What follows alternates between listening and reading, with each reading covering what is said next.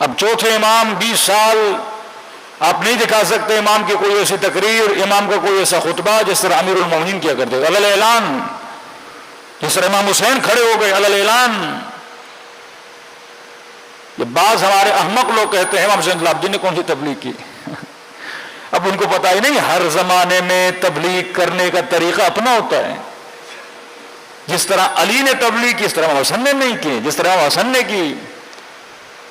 اب کبھی مولا کہیں کہ ظالم کا ساتھ دینا یہ ہے ظالم کا جو ساتھ دے، اور وہیں پہ آپ دیکھتے ہیں امام رضا مامون کے ولی عہد بھی بن چکے ہیں، لیکن ولی عہد بن کے وہ حاکم وقت کو طاقت دے رہے تھے یا اسے ذلیل کر رہے تھے؟ یہ اصل معنی ہے کہ مامون اتنا مجبور ہوا کہ اعلان تو کر دیا، وہ سنبھال نہیں پا رہا تھا، کیونکہ درایت و حکمت معصوم ہر زمانے میں آپ کو کیسی پالیسی اپنانی ہے، یہ معصوم کا زمانہ ہے۔ رہبر معظم کی کتاب ہے 250 سالہ انسان، آپ اسے پڑھ سکتے ہیں۔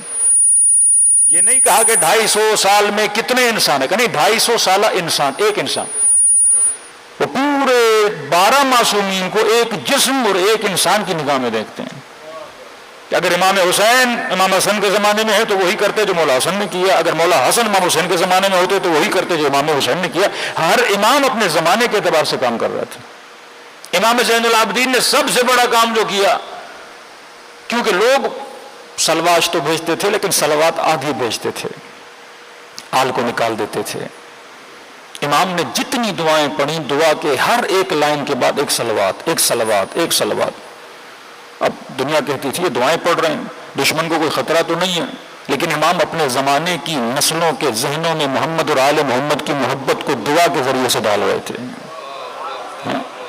کہ عاشق محمد اور آل محمد تو بنے، پھر ان کے اندر اطاعت آئے گی، محبت، معرفت، اطاعت۔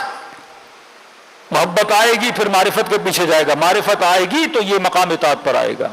کہ میں نے کسی مجلس میں آپ کی خدمت میں رکھا تھا کہ ان امام زین العابدین کی تبلیغ کا اثر ہے کہ جب مولا دنیا سے جاتے ہیں، 5ویں امام جب لیکچر دینے کے لیے آتے ہیں، 6ٹھے امام جب لیکچر دینے کے لیے آتے ہیں تو ہر امام کے درس میں 4 ہزار سے زیادہ شاگرد پائے جاتے ہیں۔ یہ اچانک سے زمینوں سے تو نہیں نکلے، کس نے ان کو شیعہ محمد اور آل محمد بنایا؟ یہ چوتھے امام کی زحمتیں تھیں کہ لوگوں کو تربیت دی، لیکن اپنے طریقے سے، اپنے مزاج سے تربیت دی۔ اگر آپ کے معاشرے میں لیڈرشپ ہے تو یہ لیڈر کا کام ہے کہ قوم کو سمجھائے۔ 3 اماموں کے زمانوں میں اتنا بڑا فتنہ کھڑا ہوا، مامون کے زمانے میں، کہ قرآن قدیم ہے یا حادث ہے۔ قدیم کا مطلب جب سے خدا ہے تب سے قرآن ہے، حادث کا مطلب نہیں اللہ نے کہا کن فیکون، وہ چیز ہو گئی۔ تو جو اس کے قائل تھے کہ قرآن حادث ہے، نہیں پہلے نہیں تھا ابھی ہے، ان کو زندانوں میں ڈالا گیا۔ امام ابو حنیفہ زندان میں گئے، اس کو کوڑے لگائے گئے، صرف اس عقیدے کی بنیاد پہ کہتے تھے قرآن کیا ہے؟ قدیم ہے۔ امام رضا نے فرمایا شیعوں کو کہ جہاں پر یہ مسئلہ ہو، اس مسئلے کے دونوں سروں میں فتنہ ہے، تم شیعہ اس پہ کلام نہیں کرنا، خاموشی اختیار کرنا ورنہ مارے جاؤ گے، نہ اظہار نظر کرنا، نہ اپنا اوپینین بتانا، اس مسئلے پہ خاموش رہنا۔ سارے شیعہ بچ گئے۔ آپ بالکل نہیں دیکھ سکتے مامون کے زمانے میں، ان زمانوں میں بڑے طریقے سے اہل بیت علیہ الصلوۃ والسلام نے شیعوں کو بچایا۔ اب کیونکہ معصوم تھا تو شیعوں کو بچا رہا تھا کہ یہ فتنہ ہے، اس سے بچو، یہ فساد ہے، اس سے بچو، تمہاری نسلوں کو لے جایا جائے گا، اس سے بچو۔ لیکن جب امام پردے غیب میں جا رہے ہیں، اب شیعوں کو کون بچائے گا؟ امام پردے غیب میں رہتے ہوئے ہمارے لیے کوئی لیٹر تو نہیں بھیجیں گے نا۔ معصوم نے اپنی تعلیمات، اپنا ٹیکسٹ آپ کے درمیان رکھا ہے، جس کا نام نہج البلاغہ، جس کا نام علامہ مجلسی کی بہار، کتب اربعہ، یہ وہ ٹیکسٹ ہے جو معصومین نے آپ کو دیا تاکہ اس ٹیکسٹ کو پڑھو، حکمتہائے اہل بیت کو پڑھو کہ اپنے زمانے میں ان مشکلات سے تمہیں کیسے بچنا چاہیے، بچو۔ پھر تمہیں ایک نظام دے کر گئے جیسے نظام ولایت بولا جاتا ہے۔ نظام ولایت مطلب شیعہ معاشرہ ولائی معاشرہ ہے۔ ولائی معاشرہ مطلب شیعہ معاشرہ بغیر حاکم کے رہ نہیں سکتا۔ ولایت کا مطلب حکومت۔ امام ہے تو شیعہ معاشرہ امام کی طاعت میں ہے۔ امام جب پردے غیب میں ہے تو فرمایا اپنے درمیان سے سب سے صالح ترین فرد کو چنو اور اسے کیا بناؤ؟ رہبر بناؤ۔ کہ کم از کم تمہارے معاشرے کو گائیڈ کرے. معاشرہ فرماتے اگر کسی سفر پہ جا رہے ہو 20 لوگ ہو تو یہ 20 لوگ آپس میں کسی ایک کو لیڈر بنائیں, تمہارے پورے سفر میں کبھی جھگڑا نہیں ہوگا. الرجال قوامون علی النساء, فرمایا جب شادی کرو تو کہا اللہ کہتا ہے میں نے لیڈرشپ اور رہبریت کا حق کسے دیا ہے؟ مرد کو دیا ہے. شوہر رہبر ہے, شوہر لیڈر ہے, یہ گھر کو کیا کرے گا؟ لیڈ کرے گا. یہ قوام ہے, یہ قیم ہے, یہ گھر کو چلانے والا ہے. اور وہ مرد اپنے گھر میں کمزور رہتا ہے جس کے پاس اکنومیکل پاور نہیں ہوتا. کہا نفقہ کس پہ واجب ہے؟ مرد پہ. یہ کمائے گا, اس کے ہاتھ میں پیسہ ہوگا تو اس کی قیمومیت چلے گی, کیونکہ نیچے والے اس کے محتاج ہوں گے نا.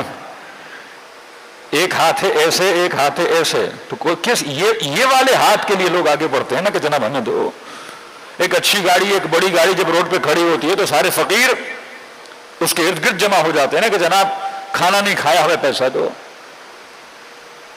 مرد خانہ اگر اچھا رزق کمائے گا, رزق کی تلاش میں جائے گا, اپنی اکنومک کو مضبوط کرے گا. لمن لا معاش له لا دین له الشیخ فی عیاله کالنبی فی امته, وہ بندہ جو اپنے اہل و عیال کے لیے رزق حلال کی تلاش میں نکلتا ہے, نبی فرماتے اس کی مثال ایسے ہے جیسے نبی اپنی امت میں تبلیغ کے لیے باہر نکل رہا ہے.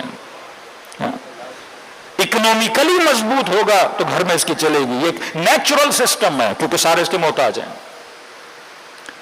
اسی طرح اگر معاشرے کا رہبر اور لیڈر اکنومیکلی مضبوط ہوگا تو وہ قوم کو لیڈ بھی کر پائے گا. اور اس کو اکنومیکلی مضبوط کرنے کے لیے جو ایک دینی رہبریت ہے, میں اس کی بات کر رہا ہوں. امام بھی ہے تو امام کیا کر رہا ہے؟ یہ نہیں کہ امام رضا مصلی اٹھاتے تھے نیچے سے پیسے آتے تھے, لیکن نظام ہمیشہ اس طرح نہیں چل سکتا. ہمیں ایک پریکٹیکل نظام دینا ہے. مولا پردے غیب میں چلے گئے, ہمارے مصلی کے نیچے سے تو پیسے نہیں نکلتے نا. یہاں کوئی مولوی مٹی کو ہاتھ لگائے تو وہ تو سونا اور جواہر نہیں بن سکتا نا. یہ تو معجزہ ہے کسی کو شیعہ بنانے کے لیے, اپنی امامت کو ثابت کرنے کے لیے. لیکن مولا ہمیں کوئی پریکٹیکل نظام دیجیے. کل آپ غیبت میں چلے گئے اور ہم نے کسی کو رہبر بنائی, اس طرح نہ پیسہ بنا سکتا ہے نہ اکنومیکلی سسٹم. تو پھر اہل بیت علیہ الصلوۃ والسلام نظام خمس دے کر گئے کہ پریکٹیکلی اپنے زمانے میں ہم تجھے کر کے دکھاتے ہیں. 7ویں امام نے آرگنائزیشن آف لا بنائی, اتنے وکیل بنائے کہ جتنا کماتے ہو سال میں اس کا 5واں حصہ دین کی راہ کے لیے, اللہ کے لیے, اس کو نکال کے الگ کرو. اور یہ جو نکال رہے ہو یہ مت سمجھو یہ تمہارے نقصان میں, یہ تمہارے فائدے میں ہے. کیونکہ جو انسان ٹیکس دیتا ہے اور جو حکومتیں صحیح طریقے سے ٹیکس ویلفیئر اسٹیٹس ہوتے ہیں, وہ پیسہ کس پہ لگتا ہے؟ عوام پہ لگتا ہے نا. پاکستان کا ایک نظام الگ ہے, لیکن جتنے بھی ویلفیئر اسٹیٹ ہیں وہ آپ کی ہیلتھ پہ لگتا ہے. اسی سے سرکار اسکول بناتی ہے, اسی سے سرکار روڈ بناتی ہے, اسی سے سرکار پولیس کی تنخواہیں دیتی ہے, اسی سے سرکار ملک کی فوجیوں کی تنخواہیں دیتی ہے. اب یہی پولیس کس کی حفاظت کرتی ہے؟ عوام کی حفاظت کرتی ہے. روڈ کس کے لیے بن رہا ہے؟ آپ کے لیے بن رہا ہے. اور جو سرکاری ہاسپٹلز ہیں اس میں علاج فری میں ہوتا ہے. اسی طرح جب آپ خمس دیتے ہو تو پھر اسی معاشرے میں بیوہ خاتون کی مدد کی جاتی ہے. 4 مدرسوں کو پیسے دیے جاتے ہیں, ان مدرسوں سے 4 عالم نکلتے ہیں. یہی عالم مسجد میں آتا ہے, منبر پہ آتا ہے, یا آپ کے بچوں کی ذہن سازی کرتا ہے. تو ایک سرکل ہے جو پورے معاشرے کو کیا کرتا ہے؟ صحیح کرتا ہے. اسی طرح 8ویں امام, اسی طرح 90 امام, اسی طرح امام حسن عسکری, اسی طرح جب امام غیبت صغریٰ میں گئے اپنے 4 نائب بنائے تو آپ کو ایک سسٹم دے کر گئے.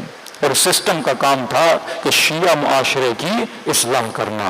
کیونکہ اگر یہ مصلح بن گیا تو کہا یرثها الا عبادی الصالحین, پھر یہ اپنے امام زمانہ کے لیے ایک خاص جماعت, ایک خاص جوانوں کا ٹولہ تیار کرے گا کہ جب مولا آواز دیں گے حل من ناصر ینصرنا, یہ تیار طبقہ امام کی مدد کے لیے پہنچ جائے گا. صلوات پڑھے محمد و آل محمد.